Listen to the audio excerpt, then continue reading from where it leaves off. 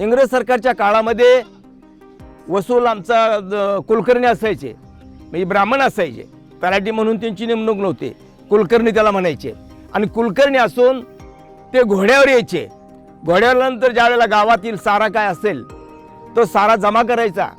आणि त्यावेळेला आमचं गाव म्हणजे घरणिकी गाव हे कुठं होतं, सांगोला तालुक्यात होतं. आणि त्या कुलकर्णी साहेबांनी घोड्यावर बसायचं आणि हातामध्ये नंग्या तलवारी दोघांनी घ्यायच्या.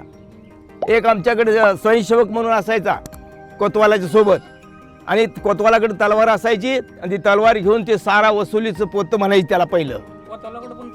हा, कोतवाला पण तलवार होतीच की. तलवारी शिवाजी महाराज काळातच आल्या त्यावेळेला छत्रपतीच्या राजातच तलवारी आल्या. आणि ती तलवार नंगी तलवार हातात घ्यायची आणि अशी उभी करायची आणि घोड्याच्या पुढे पडायचं. सांगोल्यापर्यंत घोड्याच्या पुढे ते पोतं आज ते वसुलीचं म्हणायचं त्याला. त्यापूर्वी पोतं म्हणत होती, आता तुमचं व्हाउचर वगैरे सर्व झालं. ती पोतं त्या पैशाचं चिल्लर होते, नाणी होते सर्व.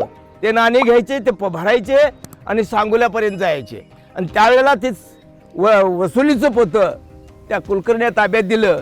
ते कुलकर्णीनं ते मोजून ते सारा तिथं जमा करायचा तहसीलमध्ये. हे झाली इकडली वसुलीची गोष्ट. आणि ज्यावेळेला ते घोड्यावरून ते येत होते त्यावेळेला असणार काय, मल्लेवाडीपासून त्या घोड्याच्या समोर, त्या टांग्याच्या समोर पळावं लागायचं.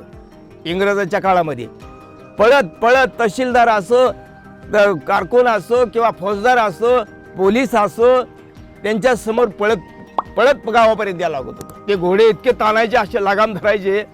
लगाम धरून घोडे ताणत असताना तेवढी सुद्धा आमची ताकद ते आजमात होते. कारण यांच्याकडे ताकद किती आहे, किती चोराचा माग काढतील, चोराच्या पाठीमागे किती पळतील, कशा प्रकारचे चोर पकडतील, ही पोलीस फौजदार आमचे परीक्षा घेत होते. आणि ज्यावेळेला परीक्षेत आम्ही उत्तीर्ण होतो त्यावेळेला मला ते हातावर अंगावर हात फिरवत होते. शब्बास कोतवाल म्हणायचे.